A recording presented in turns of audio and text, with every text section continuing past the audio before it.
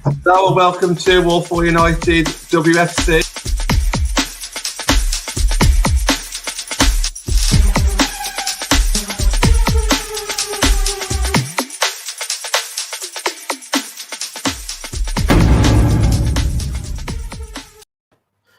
Gott nie dur, and welcome to the Friday Night Fans Forum. Yes, that is Happy New Year in Swedish, Stina. We are waiting for you. Hopefully. Obviously, this is me. Some people say God's gift to women's football. At the moment, I just go on as Andy here in place of John Foster, partying away in the Midlands. Connor and Maisy, how you doing? I'm well, thank you. How are you, Andy? I'm not too bad. Connor? Yeah, all good. It's New Year's Eve, and we're on here. So yeah, let's do it. You always say as a negative, oh, we're on here. Yeah, like, you know, this is the top of your social calendar being with me. And I know you missed me midweek when we're on a different channel, so it's great to have you back. So obviously, 2022, new year, new start. Well, kind of. We kind of hope so. We kind of want it to continue from the last week of the league season, anyway. So obviously, what we'll start with tonight, I think, we're just going to look at, what do people want from obviously 2022. The next part of the season. First game back is West Ham away on the 9th of January, and obviously at the minute we don't know if we're going to be there or not. Hopefully we will be. And then obviously we've got on paper an easier game against Birmingham. But hi, Andy. So kind of what are you looking at in January? The treble. No, I think in serious, I don't know. I think we need. It came at the wrong time, didn't it? I call it a winter break, but it kind of stopped a bit of momentum we had. I think if you'd have said that a couple of weeks before, we wanted the break. Now we don't. So it depends how we come back, obviously, after that. Whether players are going to be back, i.e. Jackie, whether she's going to be back in the side or not come January. We don't know the extent of her injury. And whether we get any signings across the line as well. So I think the main thing, I've said it for weeks, yes, we all want signings. Let's get the contract sorted first. Let's get some of these players tied down, because there's no point adding quality if you're going to get rid of your quality as well. You need to start improving on what we've got. So yes, I want to see some signings. Obviously we all got excited yesterday. I think some of us may have misread it or misunderstood or whatever it was, but there was definitely some confusion as to the Stina talk. But no, I just hope we carry on from the good run of 3 clean sheets, 2-2-0s and a 5-0. Let's just hope we carry on, because West Ham, Birmingham, we've got the Bridgewater game. I think we play Spurs as well early February.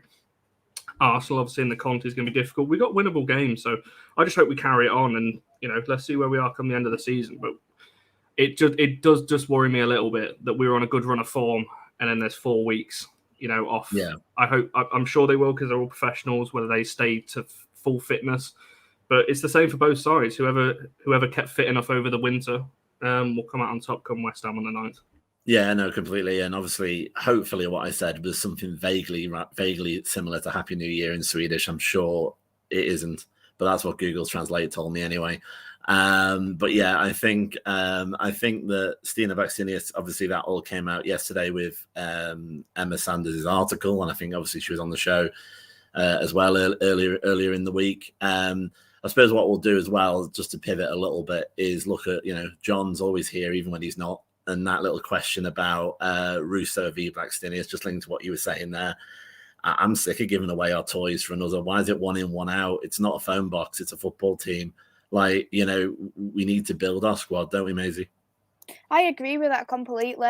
For me, I don't want Russo to go. I think she's had an amazing season for us so far, and she has been a key part for our success. She has scored a lot of the goals this season for us so far. She's built a way in to be a starting 11 player. I know she wasn't starting in the first so many games, but she's turned herself into a starting 11 player, a player who Matt Skinner can clearly trust, and someone who he knows can do a good job on the pitch. And for me, you can't put one in, one out. I know Casey Stoney is one in Russo right now, but we do need to concentrate on this squad depth, because if we're wanting to go through to the Conti Cup final, if we're wanting to go into top 3 and then go to the Champions League, we can't just give away our best players. We need to strengthen upon that. And we all know that attacking area where the striker section is where we're lacking in that little bit, because we do get a fair bit of injuries. So I think for me, it is a wrong decision to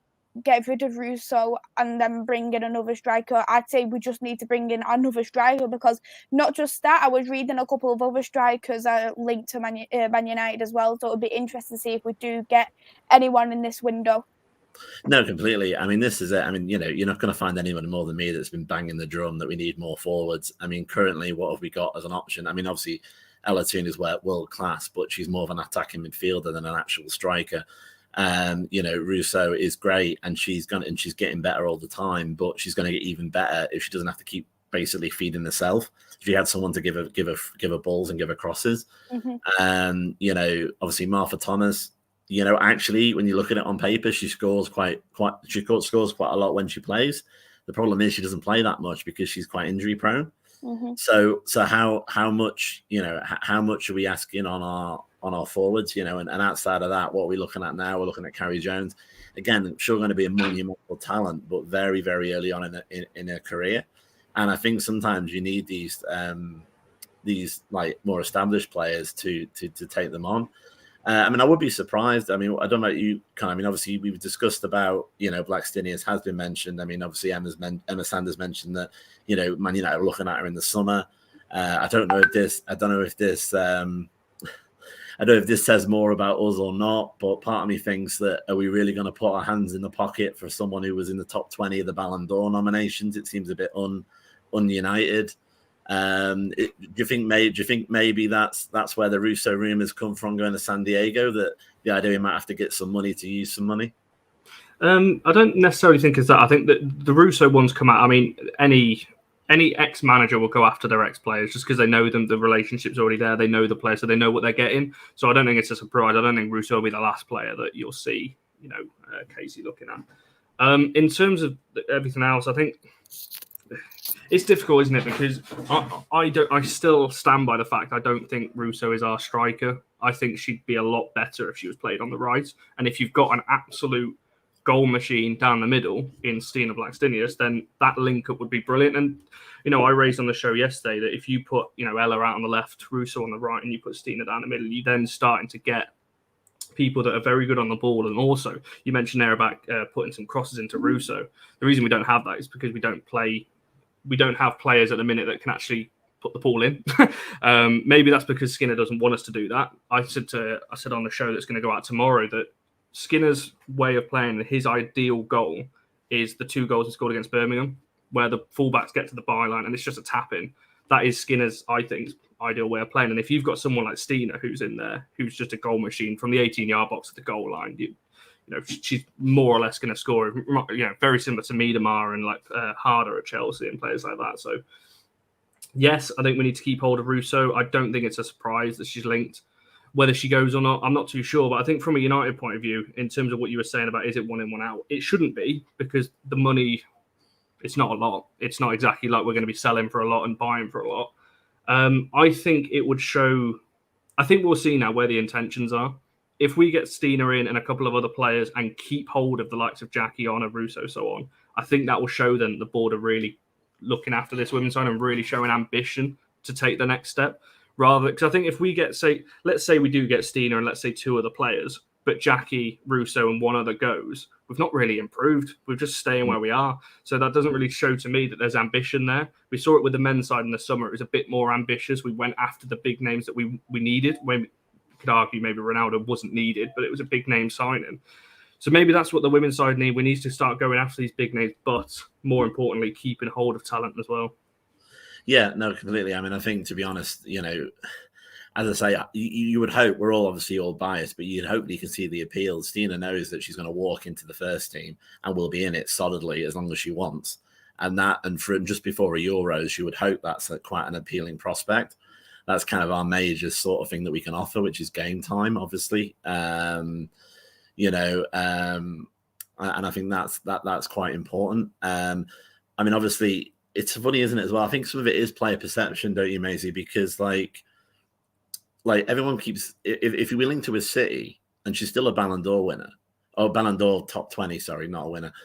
You know, people are like, oh yeah, you know, City could go for it, but City's lower than we are. They're on the way down.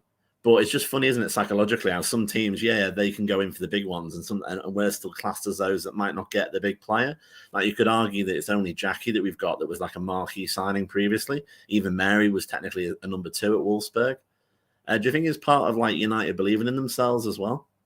I think if you was going to be a player, I think a lot of people look at how they're doing in the league. Are they in European competition? Have they won the league? I think that's how what players do seem to look at, because if you look, for instance, like Tobin Heath, she was at Manchester United last season, but then she didn't obviously sign a contract extension. We was all thinking she's going to come back to America.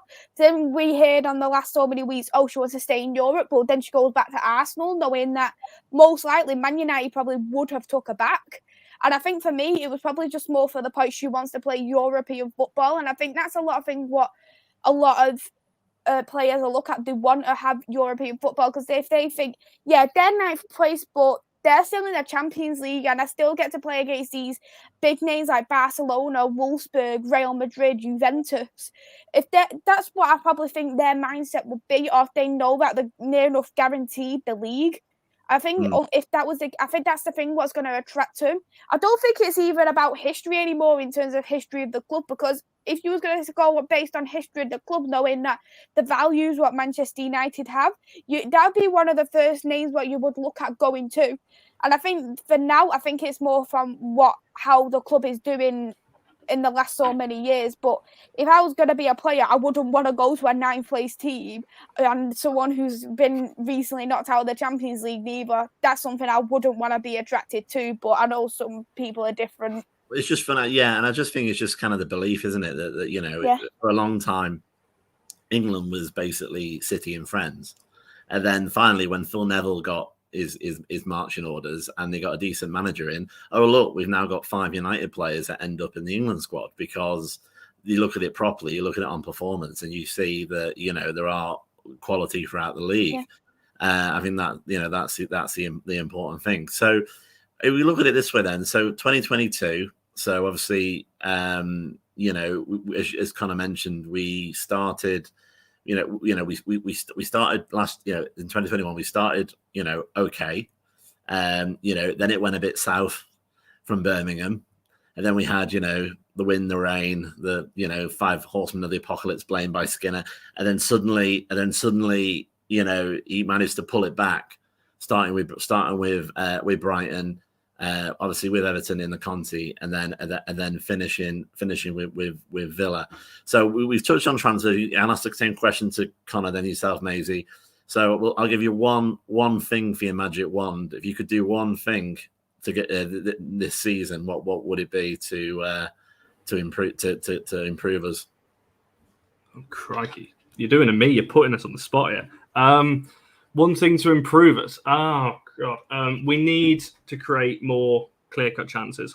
I think it will be mine. Because even though we beat Villa 5-0, 2 or 3 of them were their mistakes, we still didn't create clear-cut chances. And by that, I mean, you look at Chelsea and Arsenal and even City to an extent, they create 15, 20 plus per game. And that's why you don't have to be such a clinical. I mean, they have got quality players, don't get me wrong, but they don't need that clinical striker, because they're going to get 3, 4, 5 chances.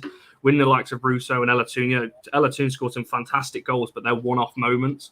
So we're almost living on a spectacular goal. Russo's goal at Spurs, that was made out of nothing. Other than that, we didn't do anything else really in that game. So I just want to see us more. We've been doing it better. Brighton was actually the only game I feel like we actually created clear-cut. Bo Reece could have had a hat-trick. Obviously, Ladd scored. Thought everyone else was brilliant on that day. So we need to start doing that a bit more. Start controlling games. It's slowly getting there. I've said it since day one that I still think Skinner is a very, very good manager, and I think the players didn't quite understand it to begin with, and I still don't think they do fully. So it is going to take time, but over time we'll start seeing these clear-cut chances. I mean, I said it earlier. Go and watch the game against Birmingham. Those 2 goals, just pure tap-ins. I'd love to see us score tap-ins because it means you've worked the defence out of a position that you're only 6 yards out and you've only got to tap it in then. We need to start creating more chances like that. So hopefully it comes to fruition. I stand by that. I think that is what Skinner wants us to do, just in the way that he plays and what we've seen so far. But in order to do that, the players have got to understand, firstly, but also believe in what he's saying. Because if you have that lack of trust in your manager, you're not going to go out there and do the job, are you? So, yeah, we've been doing it more, but yeah, definitely chance creation needs to improve. And Maisy? For me, what I would do, I would look at the passing, because I know we aren't doing enough in the chances, but just as Connor's mentioned, but I do think if we are much more quicker in terms of our passing, because when we're on the attack, we can go very slow in terms of our passing. We dawdle a little bit as well. And what I seem to think is if you are much quicker in your pace, your passing, to go forward, you're going to create a lot more chances as well. So that's something I would really improve on. I know passing is definitely something what is quite simple in terms of football, but if you're doing it with a bit of pace, one touch pass, instead of getting the ball, standing there, waiting for someone, and then passing, it's going to cause the opposition to run over you too quicker, so you can get about 6 of them coming to you by the time you get like one Man United player coming towards you. So that's what you need, especially if there's no one around you. You need to make sure you're running, and take the chance. Just take the chance. It doesn't matter. That's what I would personally do. It'd be much quicker passing for me. Don't worry, I'm gonna answer the question as well. It's to be only fair as well. But I was just gonna link to that. Was like, this is what I mean, because like my issue is that, you know, maybe the system is right, you know, maybe it is right, but I don't understand why it's at half speed. Like, is it a system that has to be done slowly? Because the more time you give defenders, the more time you give top class defenders that are against you, the harder it's going to be to break them down. And my concern with the tap-in idea, and I appreciate what you're saying, on paper it should work. It's very, very hard to do against your Arsenals, against hopefully next year, you know, your Champions League teams, because your top class defenders are going to reset and they're going to see it a lot quicker, especially if we're doing it at sort of, you know, the proverbial half pace in the middle of the game. So I personally, to build on that, would say, you know, there's been a couple of times where we still followed the sort of Skinner ball mentality, the tapping, the sort of passing it around the 5-yard passes, but we did speed it up a little bit. I think started a little bit in Brighton, but more so Villa. That could be more to do with the opposition. And I like that version because me personally, my preference for football is very attacking play, and speedy counters, which I appreciate that Skinner doesn't do. But at least if we can get the speed up, I think that might be, you know, one of the things. I think that's, you know, we've discussed in other shows with LJ, you know, one of the reasons why I'm not that bothered she's gone, and I haven't said that previously, is because she never passed the ball and she got away with it in the Championship because the defenses weren't good enough. What would happen against Arsenal or wherever we were playing, she'd maybe take one, take two, and she'd be tackled, or she'll take one and she'd be tackled. And I think it's that sort of like ability to adjust the speed of the game as well. But yeah, my thing that I would want to do if I could, is obviously to bring in a top class striker and link into the speed element there, because I think there's 2 reasons why we need that. I think, you know, I think Ruth is a striker. Connor thinks she's maybe not so much. The truth is probably somewhere in the middle. She can probably, you know, in relation to it. But if you had a Blackstenius, or you had, you know, another sort of forward come along, you know, she's going to have that support in training. She's going to learn from that striker. She, you know, she herself might get better parts of her game developed, and it will pay dividends. And if we link that with some speed, that's so speed and an actual attacking force. But my main thing I would say is actually going to win the game first. Like the amount of games this year where we've started cagey, or we've tried to sort of contain the team, maybe because, you know, we felt that against the Chelsea, if we leave too many gaps, we're going to be 2-3-4 before we even look at what we're doing. But I think the time when we have scored first, we've looked very strong. But when we concede first, that's when it's a problem, even against a weaker team. I wanted to touch on what you said, because I know you said like with the Arsenals, the Chelseas, and like the Champions League teams, it's going to be obviously hard to be on that attack. So if you looked at, if for example, the men's team, we've got a centre back, Victor Lindelof. He's extremely well in long crosses, so he could be like on the other side of the pitch and he'd go all the way up to like a winger, if that's going to be like Rashford, and then he'd be pacey, score it in like that. Do you think that maybe we should look at someone in the try and find a defender as well who is extremely good in their long crosses, do you know, for them kind of games? Millie Turner's been doing it. I think I'll let you go in a second. I think Millie Turner did it against Villa. She was very good at that. They can all do it. That whole back four can do it. I just don't think Skinner wants us to do that because he likes us to keep the ball. And just to quickly on what you were saying about the passing, sometimes you have to slow it down to bring the opposition out, because if they're playing a low block, the only way to break them down is either play it over the top and try, which we tried to do against Leicester and we were just offside every 2 minutes, or you have to play it around, bring them slowly out, bring them out, and then you go on the attack. You've got to slow it down a little bit. So I do agree, actually, on what you were saying. We do need to speed the play up, but there are times where you have to slow the game down just to bring the opposition out, because otherwise they'll just do what Leicester did and stick everyone behind the ball, and it's almost impossible to break down, and we didn't have the confidence to get through. But yeah, I think in answer to what you were saying, about obviously Lindelof does it in the that's the modern way of playing football now, is your centre-backs being confident on the ball and being able to play passes. We've seen Millie do it, Maria can do it, Ethan Mannion can do it, and the two fullbacks can do it as well. They can all play that quick ball, the switcher play. So I just don't think Skinner likes us to do it, because, like I said, Andy's right. When we played Chelsea, we tried to play out from the back and we tried to, play these long ball, and we got absolutely torn apart. So I think he's reserved a little bit, maybe a bit too much. I think straight after Chelsea, Spurs and Everton, relaxed a little bit now. But yeah, I think we went a bit too far and just keep the ball, don't lose it. Yeah, I mean, without going into sort of more technical hour kind of situation, but like what I've noticed with Skinner, maybe this is what I'm getting at. It seems to be sometimes that there isn't a plan B. So he's got his set Skinner ball that he likes, but if Emma Hayes has worked it out, then what do we do? 20 minutes in, do we go, oh, she's worked it out, that game's done, and that's what I'm missing. All right, I know his preference is obviously the triangle stuff and obviously bringing it across. But what's the hybrid? What's the slightly different when somebody works it out? And maybe this is what he's starting to get with Brighton, because I think the answer is to flood the midfield. Obviously, he put basically anybody who's ever played midfield on, in the last 3 games, and maybe that actually worked out quite well. So maybe a bit of flexibility from Skinner as well in that respect, because it's a set system. If it's not working, you'll know pretty quickly in a game, and then it's about how do you adjust. Yeah, I think that's on him and the players. I think sometimes when you're on the pitch, you've got to adapt. I hate to keep bringing it up, but that Chelsea game, I think the players just got overawed. It was like 1, 2, 3, like in the first 10, 15 minutes, and the players were, what the hell are we doing here?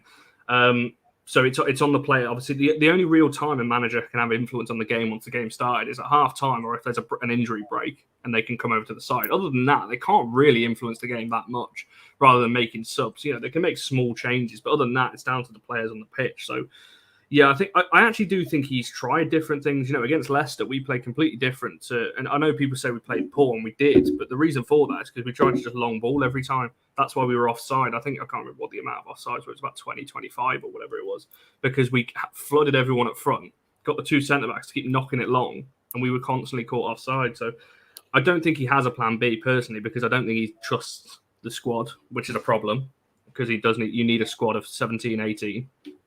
So I don't think he has a plan B for that exact reason. I just don't think he trusts players, because I don't think the players I said it earlier, I don't think the players are fully understood plan A, so they're not going to understand another one as well on top of that. Well, this is it. And obviously you were saying about, one other person we've been linked to is Rachel Daly, who is quite a unique player in the sense that she can play in attack and defence, which in a way kind of feels a bit contradictory, but apparently that is the case in relation to where she plays for Houston and where she's played for England. So maybe that might be what would be good to sort of plug into that. But I mean, obviously, I think we're all looking forward to the league, to everything starting again. Hopefully, as I say, on the 9th of January, with us all there, in the stands. So obviously, thinking about the league, then more generally, Maisy, what's your topic? My topic is should we extend the league, put a couple more spaces in there, and then put like fourth place as another European spot? Not necessarily the Champions League, but maybe make a new European competition, just so there is a bit more European competition in female football. Yeah. Yeah. No. Go on. This is probably we have free hosts on the. Go on, Connor. No, did you want to go first, or do you want me to? You can go on. No, I was just going to say very briefly. I said this. We spoke about this on the show yesterday when we had Stourbridge coaches on, and we were talking about Tier 5. And one of the points that I raised is that from what I've seen this year, we've been to a championship game. Obviously, we've seen Durham when they played us. I think there's 3 or 4 teams in the championship that can compete in the WSL. I think our Durham, Liverpool, what they call London City, and the likes of those. Even Crystal Palace. Crystal Palace is another shout for me. Are they any worse than Birmingham and Leicester this season? I think it would make it a bit more interesting. We've seen in the WSL this season, Reading took point. Well, Reading beat Chelsea. There's been upsets all over the place, so it is more competitive. And I think the way of doing it is start expanding the leagues. Put 16 in the WSL, 16 in the Championship, and start filtering it down because. Obviously, we've all seen what's happened with Coventry. There's some more news that will come out soon regarding another club. So the whole pyramid needs looking at. And there's Andy, you've seen Stourbridge as well. They're far too good for Tier 5, so they need pushing up into Tier 4. But the problem is in that there's only one team that goes up from 3 leagues, I think it is, into Tier 4. Same with 4 to 3. So the whole pyramid he's looking at for me. Put 16 in the top 2, expand 3, 4, and 5. And then start building it from the ground up. Me and Nat did a show a few months ago, and they were talking about the World Cup every 2 years or whatever. Start fixing football from the ground up first, because then we wouldn't see incidents like at Coventry and elsewhere that, just horrible. It shouldn't be happening at any football club. But yeah, start fixing the grassroots first and build it up, because then the whole pyramid will flourish. Yeah, I mean, I agree with Maisy. I think, to be honest, there isn't any good reason not to extend it. I mean, I think the elephant in the room with FA is that they just wanted the kudos to be the first professional league in the world for women, which they were. But unfortunately, I'd have to add the word professional, the asterisk there, because when you look into it, the requirement is to have 16 hours or more contact hours was the original. I think it's gone up to 20 now per week for a player. Now, I don't know about you, but my job's a 40-hour week job, or you can get 35-hour week job. That's not really full time, but they want So I do get and obviously we had Yeovil, and now, as you say, in the Championship we had. We have Coventry that's now gone the way they've gone, but I do think there's absolutely there's no reason why not. And it's funny because obviously I'm purely a women's football fan in that respect, so it is a bit strange. Most people are both, or obviously one or the other. But I don't understand why there's a particular reason why the women's game has to finish over Christmas. Now I know the men's for years have wanted a break for player welfare reasons, but I think you could easily expand the league and actually have it run still from the same point in September to the same point in May. And I think, to be honest, there is a bit of a thing in this country of, oh yeah, but it's a women's version of something, but it's women's tennis, not tennis. That's a men's, or it's women's football, not football. And I do think maybe some of this decisions is permeating into where they're realizing, why have one up, one down? I mean, the one that's most absurd is National League North, National League South. Both winners of that have to play off to then get into the Championship. Why? Why? And they play off in front of nobody because nobody's got any, because you can't even see the game. So, I think Maisy, we'll go back to Maisy on this, but I think, what I would personally do, I agree with Connor. I think it's ridiculous to keep it at a 12 league at the minute. You could easily go to a top 14 straight away. You could allow up Durham if they're going to be first, and Liverpool, for example. I think they'd be able to fit in quite easily. In relation to going the other way, you could argue that if you look at the table at the minute, you've already got a mini league between Birmingham and Leicester. They're that far adrift. They ain't going anywhere. They're literally going to be, those two at the minute. So you could easily have them go down. That's like 2 up, 2 down situation. And then you could have a 2 up situation from the Northern, from the National League North, National League South, because it's asinine that the only time you play a Southern team is in a playoff to go up to the Championship. If you win the league that you're in, you should be able to go up. Yeah. That's what your view on it is, Maisy. Yeah, I agree with that. I think would be quite interesting if, for example, you did mention about the relegation, like 2 to get relegated, 2 to get promoted. What I think could be quite interesting, because they do this in the men's football. So in the Championship, if you finish like 3rd, 4th, if you finish 3rd, 4th, 5th, and 6th, you go into a playoff to get the 3rd promotion into the Premier League. And I think that could be quite interesting if you wanted to do 2nd place in terms of a playoff. So between like 2nd, 3rd, 4th, and 5th, so it gives that a little bit more competition and a little bit more like fierceness from the women's side, just to see like who is the best out of these 4 teams to get promoted. Because first place 100% should always get promoted, regardless how many wins, how many draws, how many losses. If you're first place, you finish first place, you should get promoted. And that's the same with the bottom of the table. You should get relegated regardless. I think anyone who's in relegation zone should get relegated, because they're in that relegation zone for a reason. But in terms of the 2nd place, I'd like to see a little bit more competition, like the playoffs, just to see on who, because 2nd place might not necessarily do well there. And then if you've got like a 5th place who got promoted, and then they finish like, what could you say, 6th, I think it'd be really good. No, I think that's really interesting. It's definitely a good point. The other one that's coming to my head, and as I said, I only have a sketchy knowledge of the men's side, but what about the Bundesliga model, Connor, of the bottom team of the top league play a relegation, don't they? They play the top of the 2nd tier. Yeah, I'm not a fan of that particular model. I got to be honest. I think the way forward would be the playoff system. So 2 go down, or the bottom 2 go down in your normal league format, and then the league below, let's say the Championship, you have first place go up, and then 2nd, 3rd, 4th, 5th have a playoff. I think that's how it should be. But it goes back to what I was saying earlier. You have to grow it from the ground up. Otherwise, you're going to have to. I said this yesterday. You've got teams at the moment. Like I said, there's about 4 teams in the Championship, I think, competing in the WSL. The problem with one going up, you've then got 3 teams that are stuck in a cycle then in the Championship that can't go up. They need that extra revenue into the WSL. Yeah. There's more, obviously, money in the WSL. It's great that the women's game is growing, but it's not growing down the pyramid. It's only growing at the top, and the rest of the leagues are falling away. So I said this yesterday, and we had a brilliant point raised that the FA, I don't think expected it to grow as quick as it has. I think the last 2-3 years, I can't remember who said it, but it's loads of people have called this like the golden age for women's football, and it does kind of feel like that in the rate that it's growing. I don't think the FA have quite caught on.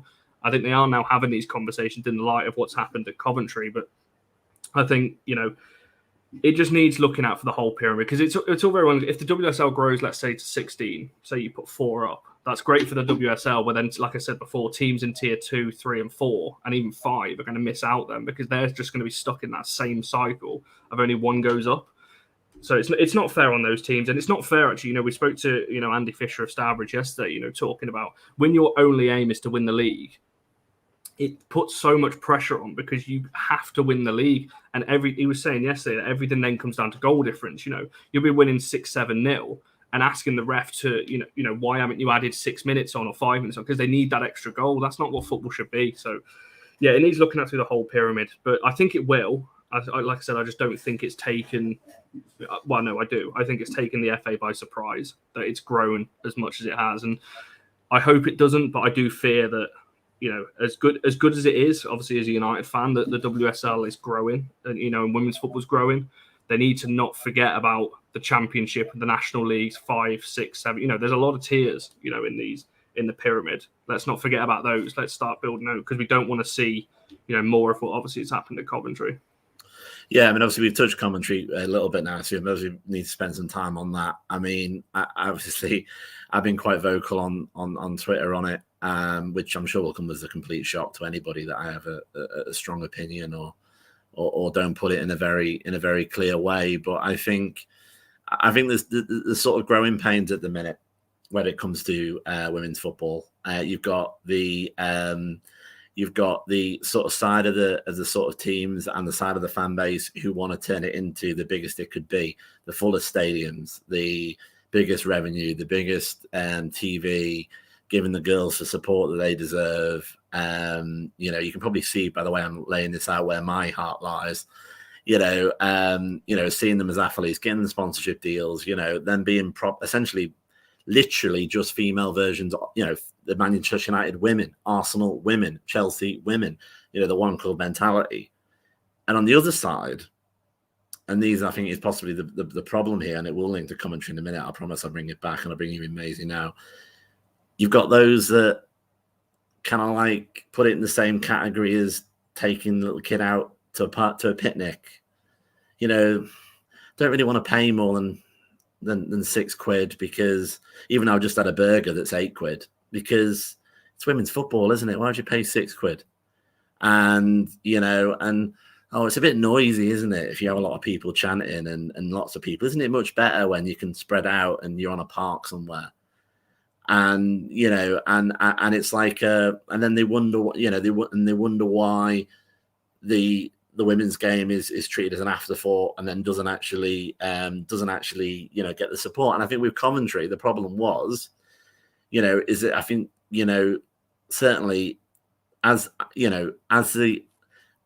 go further down the pyramid, obviously there's less people, but I think to be honest, you have to look at it again and see, well, should they have gone full time? No, they couldn't support it. But why couldn't they support? Well, you need to start thinking it's the second level of the championship. So second level of football in this country. So it needs to reflect that. And if you see it, if you see it as something with that it has a limit of a £5 or a £10 as a ticket, then you're not going to get the revenue, and you're not going to get the growth. Mm-hmm. Yeah, I completely agree. Ticket prices are going to be ticket prices for a reason. There's obviously going to be a numerous of different aspects why there is going to be them prices. For one, the revenue. For two, probably the location too, because I think the location of places is a big massive impact. And you look at from north to south, the prices are always going to fluctuate because the cost of living is completely different down south compared to the north. I think if you pay, if for example, like the tickets went up to the same prices as the men's tickets, to be like, yeah, but why I'm not going to pay £150 to watch a Champions League in the women's football when I can go to £150 and watch Cristiano Ronaldo at Old Trafford.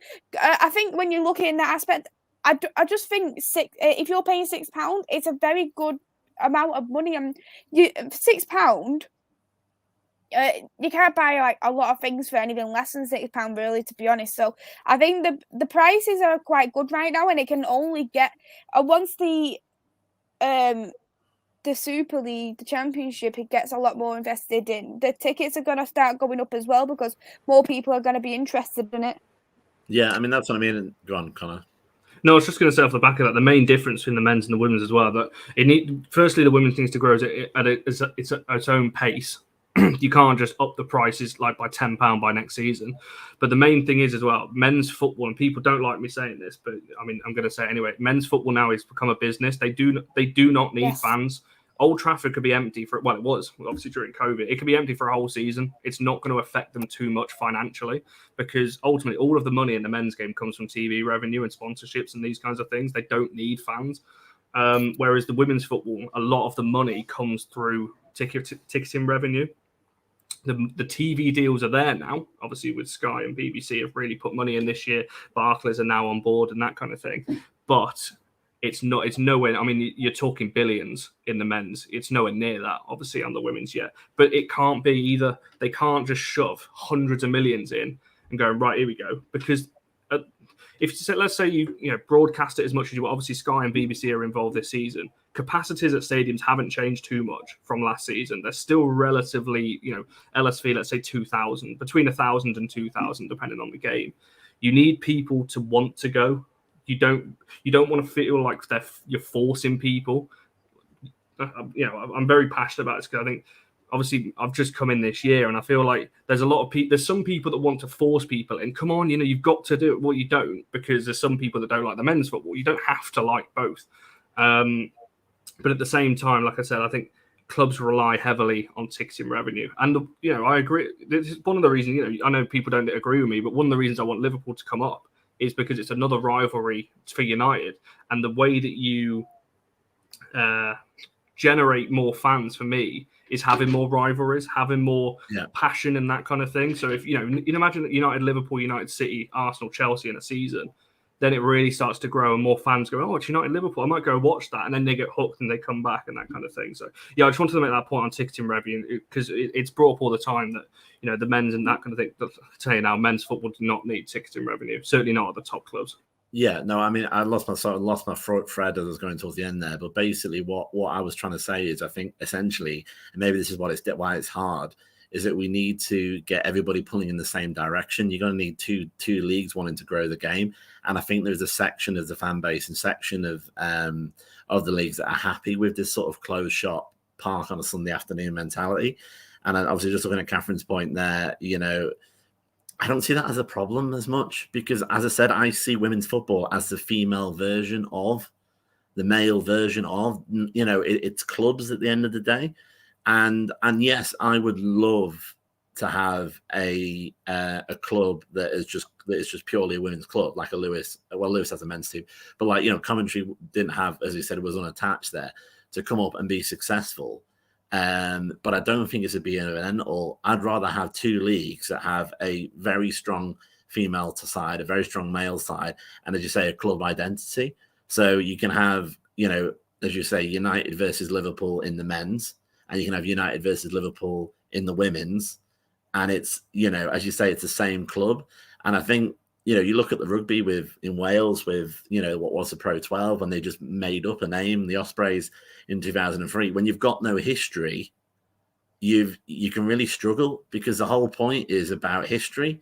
So, you can put a different coloured scarf on and you can say, right, we're going to call ourselves this today, but you're not going to get that passionate fan base and that build up. So I think Coventry shouldn't happen again. I think, I need to be careful what I'm saying live here, but I think serious questions have to be asked whether or not those directors were fit for purpose and actually would follow the fit and proper test, personally.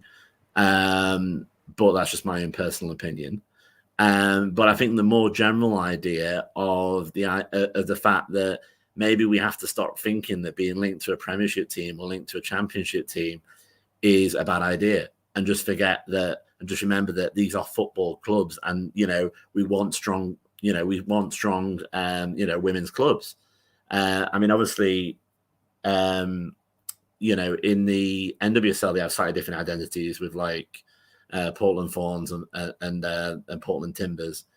But in the A-League, you have it more similar with in Australia, which is just basically literally the female version. Wellington Phoenix men, Wellington Phoenix women. And I think that feels more natural to me in relation to the way it should go. And if we all start pulling in the same direction, I think we can start getting, as you say, the money, the support, and people just valuing the game a little bit. Because if you don't see it as something that, you're not happy to pay a tenner to watch, then I don't really think you're a women's football fan. Not to be controversial. No, I agree. I think that's what I was saying earlier. You've got to want to go. You can't make people go. And I agree, it's harder for clubs. As you know, I drove to Durham, but we're on that drive to Durham. I had to mention it sometime.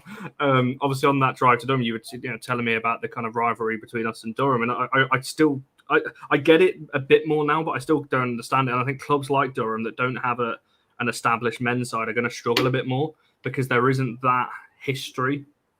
Obviously, Man United women's have only been around for 4 years, so automatically, when I came in this year, I'm looking at City, I'm looking at Liverpool, Arsenal, Chelsea, because they're the 4 clubs I cannot stand. So you're looking at those teams. So teams that don't have a solid background are going to struggle a little bit, but there's no reason why they can't establish themselves. You know, you look at Durham's the prime example. You know, I've been there once and I can't stand them. You know, I kind of want them to come up as well, because I just think it would just be just to go back there and get that feeling of, you know, there's nothing better to me than being an away fan, because you know you're not wanted there and you don't care. You just sing your eye out. So yeah, I could talk about this all night, so I'll let someone else go. Yeah, I think we both can. This is what the problem is, mate. You have to beat us out in a minute, or you know, you let me know what your thoughts are. But what I'm thinking of, it's like, you know, when I only joined really women's football when United formed, and yeah, there you go.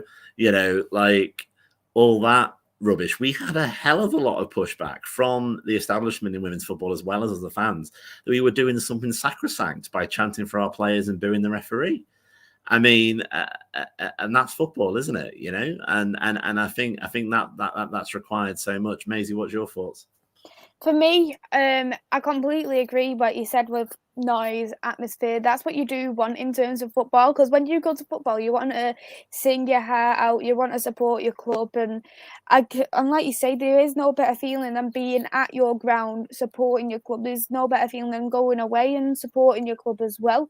It doesn't matter what football team you support, you are wanting to go and support your team, and for that reason, it shouldn't matter on the ticket amount. If you're wanting to pay for that, then you should 100% go to it. Yeah, and this is what I'm trying to get. As I said, I don't know if I've pinned it clearly. Hopefully I have. That Yeah. I don't see it as the men's side supporting the women's side. I see it as a club. So Manchester United have entered the Women's Super League competition and the Men's Premier League. And I see them as clubs rather than, like, you know, like, would it be great if United could be financially sustainable and not need a dime off the men's? Yeah, of course it'd be great, but why? It's still the same club. It's like saying, you know, should the under-23s be completely sustainable and not have any kind of input from the first team? You know, on the men's. Well, why? Like, you know, why do we have to do that? And I think, you know, there's two separate things about women's football standing on its own 2 feet. Doesn't necessarily mean all the women's teams make a profit. What I think is that women's football standing on its own 2 feet is all the football teams in this country value it and put investment in, and the quality is good. I don't necessarily care if they're linked to a men's team or not. Now, I know that's going to make it very difficult for your sort of Lewis's and your Durhams, which are obviously completely independent, to move up. But I think we can't solve everything in one go. But you know, that's so hopefully we sort of tied that a little bit. Go on, Connor. Do you want to carry on that conversation, or do you want me to twist it a bit? Go on. Yeah, take a twist a bit. Well, I say, but it is New Year's Eve, isn't it? We were going to do this at some point, so we might as well. Yeah, I just thought, you know, we got about 15 minutes before we all go and drink the night away and pass out. Drink responsibly. I think I just want to end on kind of like our funniest or best moments of the season so far, because obviously, you know, or in 2021 in your case, Andy, obviously, you having said that, though, we weren't at stadiums last season, so, you know, unless you can incorporate something like that, but just, you know, it could be being at grounds or watching. You know, obviously, it's got to, you know, incorporate United women in some case, but just our best or funniest moment of either this season, or you can incorporate last season. Now you're getting me back now for putting you on the spot for everything else. I think the best was definitely Brighton away. I don't know if it was because I was heavily sleep deprived and we won. I hadn't been there for a while. But no, I mean, it was just great. We were with all the people, all your mates, all the people you know, it sells for me what an away game is. It elongates it. It's no longer 90 minutes. The Brighton away game, you know, as I might have mentioned a few times, started for me at 3:30 in the morning and finished about 9:30 at night. That's a long away game, you know, and that's why I would say to people, you know, you might see people, why would you go all the way to Brighton, or why would you go to it? It's because it breaks the whole, it elongates the whole game. So, you know, you'll see on Twitter we did some of the songs and stuff on the coach down, and I think one of the moments that I really loved was when Villa Bellarita came over. As I said, didn't exactly speak, you know, I didn't say anything particularly profound, neither did she, but there was a connection there, and it was great to sort of like just say how great a goal was and to say that we're behind her because we are as a team. So I mean, that was probably one of my highlights. What about you, Maisy? Such a tough one because, of course, I haven't been to as many games as everybody else here in the panel. If I was going to pick out my favourite home game I've been to, I'd probably have to say it was Leicester, just because it just got... I'm going to end it in a positive. Don't worry, I'll be positive. It's all right, I've started drinking anyway. It's okay. Yeah, that's fine. You'll forget about it in the morning. But anyway, it was positive just knowing that the atmosphere around you, knowing that how we were just trying to chant the team to go on and on and on. I know there was some poor people would argue there were some poor decisions, but I just think there was just that momentum from the fans in the stadium itself just to try and push us on to try and win, but obviously with the penalties and stuff. So, but in terms of my favourite game overall this season, I would probably have to go with the Aston Villa game. I just thought it was absolutely amazing, getting the most goals we scored this season so far. You look at it as a positive and you do think, let's just hope we can continue this going forward because, as you say, I know there has been that winter break, but in loads of different leagues, there is winter breaks as well. So as long as they keep up with the training, which most likely they are, then there should be no reason why we can't win these games going forward. Yeah, I think, and just for me, I think, obviously, I think Reading, the first game was brilliant just for me personally because that was the first experience of a professional women's football I've had. But I think I've got two separate ones. My best moment was the feeling when we scored against. Funny enough, not the time we actually beat them, but Russo's goal when we went 2-1 up against City in the league to take the lead there because we'd gone behind and it was a stressful game. We'd just gone out. I know we ended up drawing that game, but that feeling on the second goal, I haven't even seen that since. You know, that one goal. I mean, it was like being at Old Trafford. It was just everyone on top, hugging everybody, and it was just that feeling was brilliant. But the funniest moment this season for me is when we arrived at Durham and we were walking around, me, Andy, Vix, and Karen, just Andy's face when we got did not want to get out of there quick enough, didn't you? It was I mean, we weren't welcome there. It was very clear when we got it with the QR code that they just tick off. Not even a scanner there; it just had a little notepad or whatever they were doing. And then when you get there with the security guard that clearly didn't want us there, didn't want the flags up, and tried to move us, and that whole day was just. We said at the time, it was quite frustrating, but we'd look back and laugh, and it is one of my favourite aways just because of how, we just hate the place. So that's definitely up there for me. Yeah, I mean, I was going to mention Durham. It honestly, it's hilarious. We're going to up their attendances by getting people to come down to Durham or go up to Durham because it's a joke. Like you go there, everybody looks miserable. You think City fans are miserable, go visit Durham, and they basically play in a park crossed with a PE pitch because it's Durham's health and well-being campus. We were there on top of the pitch. I as I've said on multiple occasions, it's obviously scarred me for life. I could smell Skinner's aftershave. I remember Villa Berarisa doing the sort of warm-up that she does across the pitch, and she literally looked like she's going to knock into me. She had that bit of it when she was slowing down because we were that close, and that was hilarious. And then there's actually a woodland on the back of it as well, and then sort of randomly half time, like the undead appeared, and these people that clearly were too cheap to pay for essentially a very cheap ticket even sort of appeared from like the woodland. Like there was sort of, Dawn of the Dead with the little dog watching the game. It was one of the most absurd things. And as you say, when we got out there, it was like, yeah, let's leave, shall we? Oh, and you've also forgotten something as well, Connor, the 90s DJ. Oh, crikey. I mean, don't get me wrong. I've done DJing in the past, but I mean, I've seen some bad ones, but that was bad. And the kind of cheerleader atmosphere, very American, very Americanized. I'm just going to bring up this comment because it's something that we didn't actually mention. Obviously, Birmingham away, and this was Andrew's first game as well, and we went away to Birmingham. That whole day for me actually was probably the best moment I've had in football, because we went to watch Stourbridge first, saw them beat Kidderminster. I can't remember what the score. I think it was 7-0 in the end, or 7-1 in the FA Cup, which obviously led on to their FA Cup run. And then we went to Birmingham away, which obviously Andy's got plenty of stories about. The car parking and issues with your own car, and then the ground itself, which was filled with asbestos and everything else. So that that whole day was certainly one to remember as well. Yeah, no, I'm aware that we're sort of trading war stories here, Maisy, a little bit, but we're gonna try and get you, because you're going to be at Birmingham at home, aren't you? Mm-hmm. Yeah, I will be here.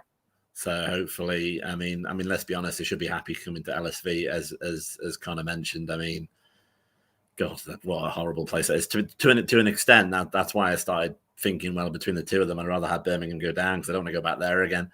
I mean, as as kind of sort of teeing up there, just we had a good time at Stourbridge. I went there, parked up.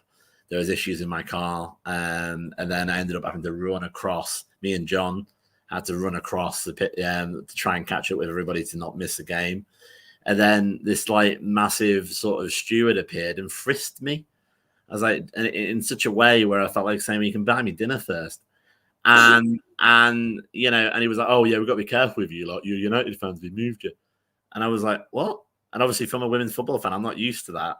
And then, as you say, you walk through, and the place is it's got that sort of that decaying concrete you see in Bulgarian places, sort of holes in it, and the whole place looks like it's about to fall to bits. And then I don't know if it was Connor who told me. I believe the reason why we were standing in such a weird place was that a part of the stadium had got condemned, so they had to actually move us into a separate bit, because it didn't hit the Premier League rules. It wasn't condemned. It didn't match the Premier League rules, whereas the WSL was more lax. So we're literally standing there in a falling to bits stadium that on paper was better than it should have been, freezing. Almost outnumbering the Birmingham fans. And then my personal favorite as well is when you go to get a drink, you have to go out the club and up a fire escape, like some really perverse version of a Bush Tucker trial, to pay a tenner, in a bar that looks like it, because it hasn't been updated since 1999. But yeah, it's like Catherine just said there. This is the joys of women's football. You wouldn't get this. You don't go to the Tottenham's new ground or at Old Trafford. It's falling apart. But you don't get that in the Premier League, do you? It's just it's brilliant. Yeah, we don't get referees that don't know the difference between their head and their hands, like we did with Kirsty Dowell previously. Though she did all right this year. Though another funny thing that I noticed as well was, I forget which game it was. Was it one of the linos was literally wearing school pumps rather than football boots on the sideline? So I think we might want to crowdfund that, and maybe the FA should make sure that all linos and referees have at least the right football boots. But yeah, as I say, it's one of those, and I think this is a thing. What I would say to sort of thing I remember the handball decision as well. It's ingrained in my head, Sang. One of the things I would say, about the women's game is that it isn't just the football. As I say, you get the friendships from it. You do get some weird and wacky stories from it. And maybe, Connor might be to speak about this just to finish, that you were saying about how you stand next to the same people as well, and how that might differ from the men's game. Yeah, I think if you're a season ticket holder at the men's, obviously you will be around the same people, but a lot of people aren't. Most of Old Trafford, I don't know what the season ticket holders now at Old Trafford, I think it's 42,000, I think, something around that. So just under half of the stadium are just match-going fans, so you go with your mate or whatever. So in my case, I've been to Old Trafford about 46 times or something like that. I've been in a different place every time, so I'm always next to different people. So, and that's the one thing, obviously, with the women's, this season getting a season ticket, I'm stood with you guys, and it's all of us at whether it's home or away, it's always the same people, and that's brilliant. Yeah, well, that's it. Well, obviously, thanks for everyone doing this on the New Year's Eve. I think it's been good to look back on 2021. Let's just hope that we're going to be there for the second half of the season in 2022.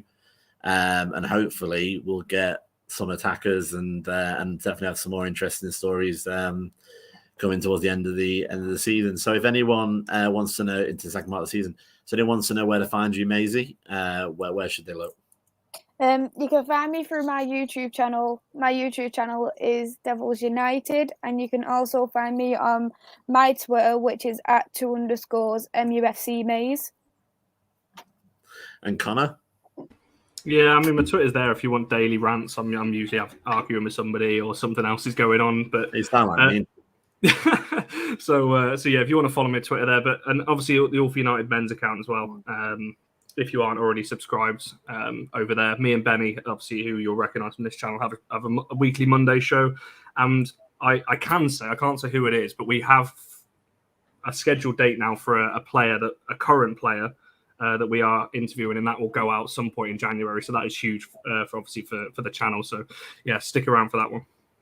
Yeah, definitely. So I hope everyone has a great New Year, New Year's Eve celebration, New Year, and as you say, keep safe, and hopefully, it should all be good fun going into 2022.